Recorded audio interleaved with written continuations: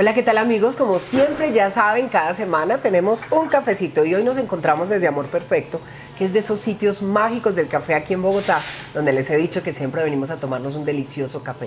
Y por supuesto con una gran invitada vamos a estar hablando de historia, de la comunicación, del periodismo, pero sobre todo de las historias de los seres humanos que nos inspiran.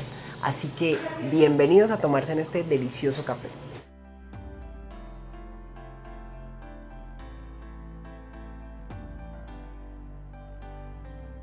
Mi invitada de hoy, periodista, comunicadora, una mujer que nos ha acompañado durante muchos años a través de la televisión, pero también nos acompañó mucho antes a través de la radio. Y si vamos un poquito más atrás, en sus comienzos, nos acompañó a través de la escritura, porque ella comenzó siendo periodista en diferentes periódicos, pero todo eso nos lo va a contar hoy. Amparito, bienvenida, gracias por aceptar este café. Adriana, muy contenta de estar contigo, muchas gracias por invitarte, para mí ha sido muy importante realmente tu invitación porque te admiro muchísimo por muchas cosas, por lo que hiciste al frente de la presidencia de la ACL, o sea que estoy muy complacida. Ay, qué bella, pues es una admiración y un cariño mutuo porque siempre he admirado tu carrera, tu trabajo, por supuesto. Así que hoy nos vamos a tomar este delicioso cafecito y vamos a contar un poquito de esta historia. ¿Cómo fueron realmente tus inicios como periodista? ¿Qué fue lo que te motivó a volverte periodista? Bueno, es curioso, yo pensaba, me matriculé en la Universidad Nacional para estudiar administración de empresas porque siempre quise tener como una tienda, como un negocito. Y para periodismo en la Javeriana. Y curiosamente no pasé en la Javeriana porque era un poco revolucionaria yo. Entonces dije yo no, porque yo no soy de la oligarquía, no sé qué, esas cosas que uno de joven decía a los 19 años. Y entonces no pasé y sí pasé en la Nacional. Pero mi hermano me dijo, no señora, usted no va a estudiar en la Nacional porque hacen muchas huelgas y usted no va a terminar nunca la carrera. Claro, entonces me dijo, y ya perdí mi oportunidad porque ya me han pasado los exámenes y todo. Y entonces me dijo, vaya, hable con el decano y dígale que usted siempre ha querido ser periodista. Y efectivamente eso hice y me dieron la oportunidad. Claro está que mis compañeras de colegio me dicen, oye, es que yo hacía el periódico del colegio, me gustaba mucho pues todo esto del periodismo. Curiosamente, fíjate que en esa época había un programa, esto no lo he contado nunca, que se llaman Los Chaparrines. Sí. Y yo hacía un espectáculo como Los Chaparrines y los imitaba. ¿Qué le pasa? ¿Qué le sucede? ¿Qué le acontece? Y me presentaba en el colegio y en otros colegios haciendo eso. No me imagino cómo lo hacía si yo era también una persona muy tímida, ¿no? Sí. Pero bueno, fue maravilloso porque desde ahí indiscutiblemente mi mundo estaba con los medios. Mi papá, inclusive él era litógrafo. Sí. Era muy buen colorista y entonces él trabajaba aquí en algunos medios y era muy amigo de los periodistas del Tiempo, de una periodista que era muy famosa en esa época, Emilia.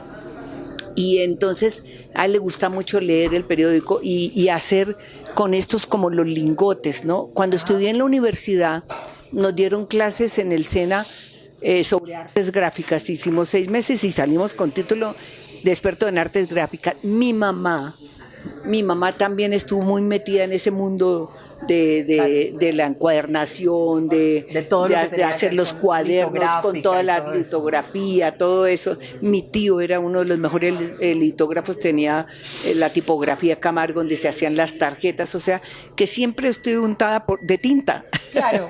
De tinta, y entonces por eso yo creo que a mí me gustaba, aprendí mucho, inclusive me gustaba en la parte tipográfica hacer los títulos, ¿no? Y en el periódico, cuando ya entré al periódico, porque primero escribí en el Diálogos Universitarios, sí, un periódico pues muy católico, pero me dieron la oportunidad, porque en esa época aún no era difícil, pero me dieron la oportunidad de escribir una columna, pero ojo, tenías que conseguir avisos publicitarios. Claro. Entonces, bueno, yo decía, no importa. Mi primer aviso lo conseguí con Masuera, con un hombre muy importante, con muchos recursos. Yo llegué un día y le dije, abrió la puerta y le dije, me recibió, le dije, me da un aviso o aquí me da un infarto y muero y caigo. Y esa fue la manera de vender. Y esa fue mi manera de vender, porque primero lo ponían a uno a eso, a vender, y luego pues a escribir, ¿no? Pero bueno, ahí vamos, sí. Pero maravilloso, porque esos inicios tuyos de tu carrera me encanta, porque desde ahí ya se veía lo osada, ¿no? Toda esta osadía que iba a tener todo este desarrollo de carrera. Luego llegas a la radio. ¿Cómo se vuelve la radio en tu vida, o cómo llega la radio a tu vida? ¿Llega primero la televisión o la radio? ¿Cuál llega primero? Es curioso, yo casi que he estado en los en radio, prensa, televisión y asesorías. Así es. Periodísticas, casi que simultáneamente, por una razón. Adriana, acuérdese que a nosotros nos paga muy poco. Yo pensaba que yo estudié periodismo, claro, ¿no? En la universidad yo pensé que salía y me iban a pagar mejor. Me pagaban lo que le pagaban al portero del periódico. Ay, Dios mío. Y entonces no importa, igual también me metí en la radio. Yo fui a estudiar a España, a hacer mi especialización en radio y televisión, y cuando regresé monté un programa que se llamaba Las Reporteras. En España hacían Los Reporteros, yo hice Las Reporteras en radio. Las Reporteras, y arrancó en radio. En Caracol Radio también. Entonces, simultáneamente a que escribía en el periódico. Y bueno, la televisión fue en 1970, sí, 1968, o sea, ya hace muchos años. Me dieron la oportunidad de hacer un programa con Jorge Enrique Pulido, que él me metió. Realmente creo que él un poco me coqueteaba un poco, claro, ¿cierto? Y entonces dijo, no, aquí está. Venga, la tengo aquí cerquita. Cerquita. Entonces le daba 15 días, o sea, cada 15 días nos tocaba una que él tenía de novia. Ajá. Y a los 15 días me tocaba a mí. Bueno. Yo digo que eso para mí ha sido el mayor reto de mi carrera, porque me daba mucho miedo hablar, no sea, no tenía esa valentía, y me daba dolor de estómago, me enfermaba cada 8 días cada 15 días que tenía que estar en eso. Pero también otro de mis primeros trabajos fue en un magazine. Ya había cambiado de universidad, yo terminé periodismo y luego empecé a estudiar diplomacia en la Universidad Jorge Tadeo Lozano, porque siempre quise ser diplomática. Claro. Y entonces ahí ya tenía en ese entonces 3 trabajos y estudiaba de noche de pasada, ¿no? Wow. Pero entonces me dieron un programa de televisión con una inglesa que estuvo aquí, nadie recuerda, Gina Yates, una modelo muy linda, y esos programas eran los primeros que se grababan. Claro. Enseñar de todo. Yo estudié judo en la universidad. Ajá. Y entonces me dijeron, no, pues usted enseñe judo, belleza. Y belleza, yo que siempre fui toda insípida de maquillaje y todo. Y me va a hacer la pestañina. Más Factor nos patrocinaba. Y apenas me echaban esa pestañina, se me brotaba el ojo. Entonces, era lo menos así. Y me tocaba mostrar, en esa época se usaban los hot pants, sí, okay, y unos maxiabrigos y unas botas. Claro. Todo eso me lo regalaban. Imagínate la fortuna mía. Yo estaba a la moda siempre. Y enseñaba de todo. Ese sentado así. Ese súper señorial, súper elegante. Sí, súper elegante. Pero fue muy divertido. Y yo entonces estaba en la República, hacía ese programa de televisión, a las 6 de la tarde iba a estudiar, okay, o sea, y presentaba una sección en el noticiero, porque trabajé en TV Sucesos A3, que fue de los primeros noticieros, que nadie lo menciona, y no sé por qué, porque éramos, no es por nada, pero éramos los mejores. Ahí estaban Yamida Mato, cantidad de periodistas muy famosos. Claro. Y a mí me tocaba hacer una sección, y lo que te digo, machista este medio, hasta allá mismo, cuando yo ya entré y me senté, esto era en vivo, ¿no? Claro. Apenas empecé a decir, bueno, tengo invitada a Adriana Serna, tal cosa, y ahí ya me empezaban, despida. Ya tocaba esto. Y entonces era terrible para mí, no. Pero entonces... Acabas de tocar un punto, y es ese punto machista que, bueno, yo sé que muchas mujeres se han quejado durante toda la vida de ese punto machista. Yo siempre he dicho que existe, y que simplemente hay que convivir con él. Y que a muchas, pues a todas nos ha tocado la lucha, sí, el trabajar para demostrar un poquito más o para hacer las cosas bien hechas y mostrar que nosotras como mujeres pues también lo sabemos hacer bien. ¿Cómo fue para ti en ese momento donde sé que era mucho más? Porque tengo que agradecerle a mujeres como tú que fueron pioneras en los medios. ¿Por qué? Porque nos abrieron el camino a muchas otras que el día que nos quisimos aventar a esta tarea pues pudimos hacerlo, porque ya una mujer lo había hecho antes. Sí. ¿Cómo fue ese momento? Nunca me quejé. Sí. Nunca me quejé. En el periódico me pagaban, como te digo, esos 600 y duré, pero la verdad es que tenían la razón en parte porque en la universidad no me enseñaron lo más importante que necesitaba un periodista era saber escribir a máquina, perdóname. Claro. Cuando yo llegué al periódico y me senté, vi que el periodista de al lado, que admiro muchísimo, se murió ya hace mucho tiempo, Hernán Cortés. Él escribía el horóscopo, te lo voy a decir, la parte económica, todo. Y fuera de eso, escribía a una velocidad chusógrafo, yo soy chusógrafa. Aquí. No, todavía dos dedos, claro, con estos 2 dedos. Pero él escribía a una velocidad que me apabullaba, o sea, claro, y yo no sabía escribir a máquina. Primer error, claro, ¿no? Entonces, claro, yo le dije, yo voy a ser mejor que usted. Entonces, para mí no existía, como mucha gente piensa, que el trabajo es de 8 de la mañana a 12 del día, de 2 a 6 de la tarde, no. Para mí no hay horario. Y en esta profesión menos. Sí, entonces yo me quedaba, yo decía, yo cojo los corresponsales. Entonces me acostumbré a recibir todo lo que ellos decían, porque antes los telégrafos o los claro, corresponsales llamaban y dictaban, ¿no? O sea, claro, sí, esto era así, dictado. Entonces uno con el teléfono aquí, y aquí escribiendo, esta era la posición. Sí, y ese ruido de la máquina, como sonaba mi Remington, ¿no? Era y unas sábanas largas que había que llenar, ¿no? Era muy, o sea, para mí espectacular, no importa cuánto me daban, la 1, 2, lo que fuera, pero eso yo dije, yo voy a hacerlo. Cuando ya escribía tan rápido, llegaba alguien a entrevistar y yo ya tenía el título porque era buenísima para eso. Claro. Titularlo, entrevistar. Entonces dije, ¿por qué no me pagan a mí por crónica que haga, no por cada reportaje? Okay. Entonces me aumentaron, me dijeron 50 pesos adicionales, ojo, por 50 crónica. Pesos adicionales por crónica. Entonces yo me hacía la semana 12, ya llegué a ganarme casi 4. Bueno, mucha plata. Bien, claro. Pero entonces ya dijeron, no señora, usted no puede ganar más que nosotros. Y bueno, me bajaron, entonces me pusieron 1,000 pesos. Y yo estuve 9 años en el periódico y salí con 1,000 pesos. Pero no importa. Me conseguí otro trabajo. Entonces claro, fui jefe de prensa de la Corporación Nacional de Turismo. Allí aprendí mucho, le debo mucho a Raimundo Angulo, sí, que la disciplina del trabajo, ese hombre era, o sea, trabajador incansable. Sí, era exactamente, total, pero yo le aprendí a él a eso. Claro. Entonces escribimos la guía turística de Colombia, todo, hacía asesoría entonces de prensa. Luego estaba en el noticiero y me tocaba entrar a las 5, oye bien, a las 5 ir a revisar qué me tocaba de informe, claro, y a las 6:15 tenía que estar en la primera clase en la Universidad Tadeo Lozano, pero a las 6:30 tenía que irme al canal, okay, que por fortuna en Revisión quedaba allí nomás, ¿no? Claro. Y entonces ahí, o sea, a las 6:30 para las 7 entrar al aire, 7:30, y entraba al segundo cuarto de hora. Claro, de clase en la universidad. Wow. Te imaginas, terminaba. No, pues rendida. Pero bueno.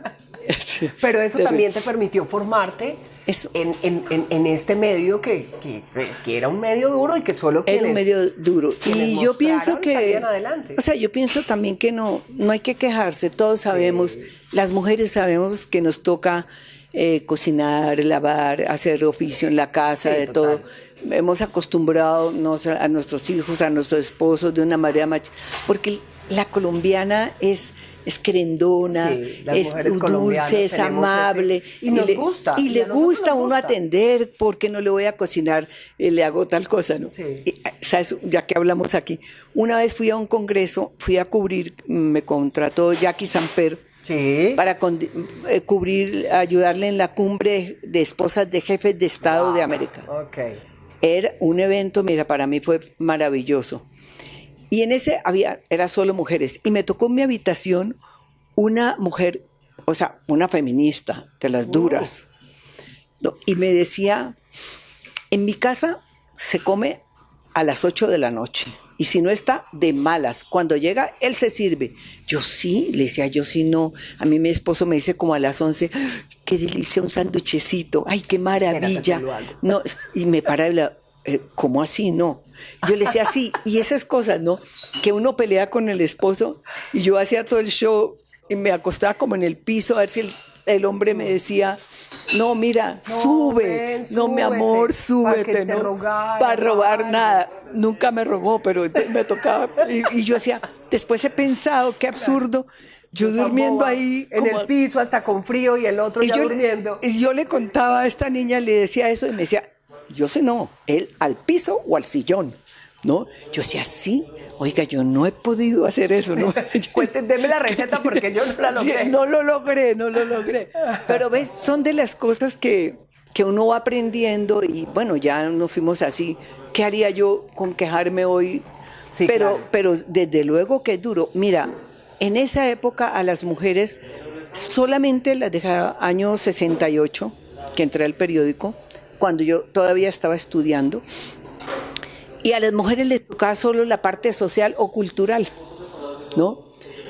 Solamente hacer el cóctel y la cosa social. Claro. Y cultural. Afortunadamente yo dije cultural, perfecto. Y me tocó entrar, como dicen, por la puerta grande, porque era una columnita que se llamaba, firmaba, ni siquiera con mi nombre, sino Pandorita, que era mi seudónimo. Ok, el seudónimo. Y allí empecé a tomarme un poco más de espacio y dije, ¿por qué no hacemos unas páginas para darle a los artistas teatro, libros? Y empecé a montar páginas a color.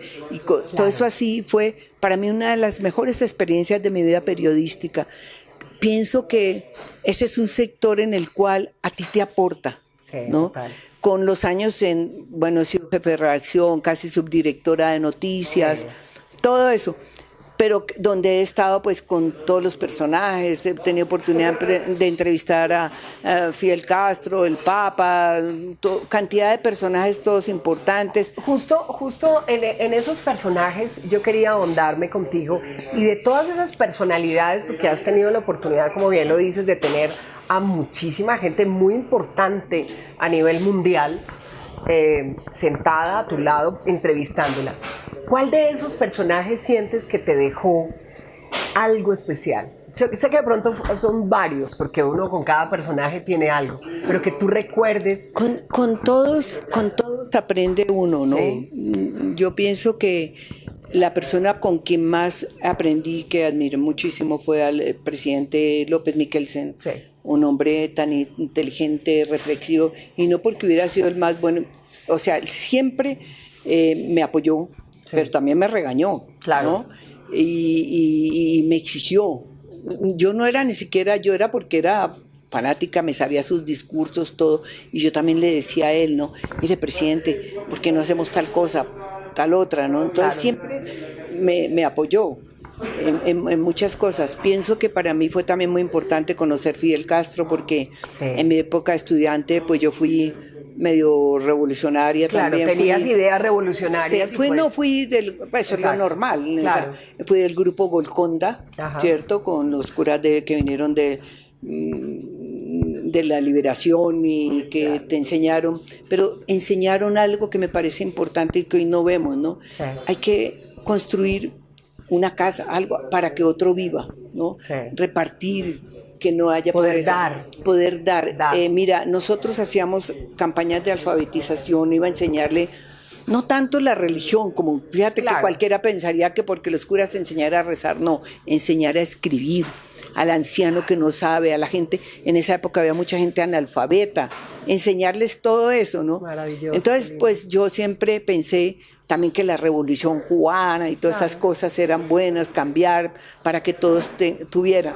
Lo conocí, fui muchas veces a Cuba, creo que tuve el privilegio de estar con él en muchas cosas, claro, muy importantes que de pronto no se cuentan, con García Márquez, claro, estos grandes maestros, sí, con esa sencillez me invitan, tengo algunas obras de ellos que me regalaron. Yo escribía y yo era toda tímida y ellos también, pero después me dan como de agradecimiento un cuadro de ellos o algo que los guardo con inmenso cariño, ¿no? Pero me invitaban a su casa y ellos mismos cocinaban, te atendían. Cuando podían, tenían toda la plata del mundo, podrían tener todos los... Eso, y conversábamos de las cosas. Por ejemplo, David Mansur cuando me contó, me dijo, imagínate, Amparo, un día llegué a casa, un cuadro mío me pidió un tipo que era como medio mágico, de que le firmara el cuadro, y me dice, yo subo el tipo, puso unos luces a todo el cuadro, Dios y tenía dos mío, como casi con unas escopetas ahí para mirar el cuadro y que firme, me lo decía, ¿qué hago? ¿Lo firmo o no lo firmo? Ese no era mío, era falsificado, ¿no? Entonces, esa sencillez para hablar de estos personajes, mira, yo nunca voy a olvidar esto me aportó tanto a mí como persona, porque la verdad no es el más importante el que está más arriba o el que es más famoso, ¿no? Sino quien tiene esa cercanía. Como decía el presidente López, ¿no? Amigo de uno es el que lo invita a su casa. Sí, total. De resto, olvídate de eso. Ay, qué bello eso. De verdad que mira, este tipo de experiencias yo creo que, y de anécdotas, finalmente lo que le queda a veces a uno en la vida y te hace tener esta posibilidad de sentarnos a tomar un café aquí, bien rico, y poder conversar de ese tipo de anécdotas que al final, cuando pasan los años, son las experiencias que le dejan a uno. Entonces me encanta. Eso es cierto, mira. Lo otro, digamos lo que si alguien me preguntara alguna vez como eso, ¿qué es lo más importante que a usted le ha pasado? Y va a querer que lo que más me acuerdo, yo hacía un programa que se llamaba ¿Por qué somos así? ¿Por qué somos violentos? ¿Por qué somos tímidos? ¿Por qué somos agresivos? Porque todo eso. Y aprendí tanto, y es que con cada programa yo con alguien en la calle aprendo, pero lo más importante que aprendí y que nos sirve para ahora cuando preguntamos por qué somos violentos, por qué la violencia. Y me dijo, yo llegué con mi micrófono como este, que pedí que me dejaras porque es lo que he usado toda la vida. Yo he sido una reportera siempre, ¿no? Entonces llegué a Medicina Legal a preguntar ¿qué le pasa a gente que estaba ahí golpeada y todo? Entonces yo le dije, ¿qué le pasó a la señora? Me dijo, imagínese usted, si me golpean en mi casa que me conocen, ¿cierto? ¿Qué puedo esperar de los de afuera que no me conocen, que me maten? Eso me impactó muchísimo, ¿sabes? De todas las cosas, porque uno aprende escuchando a la gente, ¿no? Es cierto. Escuchando, no siempre el político, que le parece importantísimo entrevistarlos, y hoy con mayor razón que me da cierta nostalgia de cómo se hace hoy el periodismo y cómo se hacía antes, ver que los periodistas entrevistan al uno al que pelea y luego al otro el que está en contra, y eso se vuelve el tema del día. Y dice uno, qué pobreza, qué lástima que sea eso es lo que le estemos dando a la gente, ¿no? Y no estamos escuchando. O sea, cuando vemos estas manifestaciones, lo que sucede en las calles, es que el periodismo no está escuchando a la gente. Así es. ¿No? No solo al estudiante, a las mujeres, a los campesinos. ¿Cuándo le preguntan de la media a un campesino? A todos. Nada. A todos. A los niños. Yo no conozco, en mi cargo ahora como defensora del televidente, todos los días los padres que no, que mi hijo de 3 años, que mi hijo de 2, que está viendo. Pero nunca usted le ha preguntado a su niño por qué ve o por qué no ve esto, qué ve, ¿no?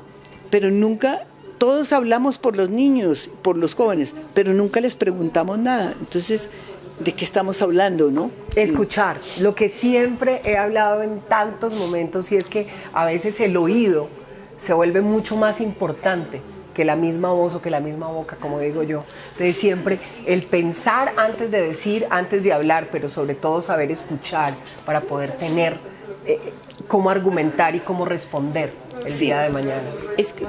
Estás en lo cierto, Adriana. No solamente escuchar, pero también entender. Escuchar nos sirve para ver la opinión tuya, ¿cierto? La opinión del otro, y no para acabarlo y destruirlo, ¿no? Yo sí trabajo mucho desde hace mucho tiempo porque pertenezco a la Organización Mundial de Ombudsman, donde parte de nuestro trabajo es evitar el lenguaje de odio. Me encanta. Me aterran las redes. Yo tengo por ahí en Twitter, creo que no entro Sí. nunca, no pongo, porque es que es como que se quieren acabar entre todos. Sí. No lo puedo entender, no lo puedo entender. Cuando podemos decir lo mismo, ojalá que usando otro lenguaje, Otro otras tipo de palabras. lenguaje. ¿Sabes? Yo creo que es muy necesario que cada vez más quienes estamos pensando en un lenguaje positivo, en cambiar las palabras de una manera mucho más elocuente, mucho más tranquila y que podamos entre todos relacionarnos de una mejor manera, yo creo que es parte como de la tarea nuestra de poder ayudar a que en las redes sociales, porque es una realidad, es lo que tenemos hoy, es un medio con el cual todas las generaciones, no solo las de ahora, sino las de antes, nos estamos como confluyendo, que tenemos que estar allí. Entonces poder dejarles como ese poder de que no se queden únicamente con lo que creen y simplemente con ir unos contra otros. Sí, es que eso es Yo lo que creo han es hecho, lindo. eso es lo que han hecho las redes, que apelan a las sensaciones, a las emociones, ¿no? Sí. Y la razón la dejamos de lado. Yo leo mucha gente, leo diariamente, me levanto a las 6 de la mañana, leo el periódico de punta a punta, Claro. hasta los clasificados, el horóscopo, todo. Sí, ¿cierto? Es como una costumbre. Esa es una costumbre que queda en el Sí, ejercicio, indiscutiblemente. sí. Pero me encanta leer las diferentes voces y cada vez, por ejemplo, el profesor Wasserman, que yo creo que él decía que la razón, ¿no? ¿Cómo aportaríamos si le preguntáramos a la gente por qué piensas de esto? Desde el estudio, desde que somos estudiantes, llevarnos a razonar para no actuar con las emociones, ¿no? Porque es que apenas vemos una palabra que no nos gusta, del contrario, lo queremos acabar. Estúpido usted, porque dice eso, ¿no? El otro día llamé la atención de una gran columnista que decía, idiota, puso en su titular, seguramente para que lo leyeran. Claro, para que o llamara porque era la una atención. frase para que llamara la atención. Y yo escribí, qué lástima que tengamos que apelar a esto. A esto. Bueno, lo primero que respondió fue uno muy agresivo. Le dije, podrías decir lo mismo, sin embargo, sin utilizar lenguaje de odio. Y así fue.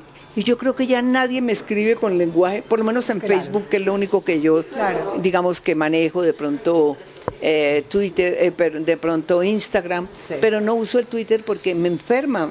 Claro, Me total. enferma, te juro que de pronto también me saca algunas emociones que no Claro. son tan buenas Claro. ni tan gratificantes, Te porque logra digo tocar. yo, me logra tocar, digo, pero la gente, y pasa el tiempo, vuelvo y leo por allá los 6 meses algo, los mensajes de ciertos periodistas que no cambian el chip.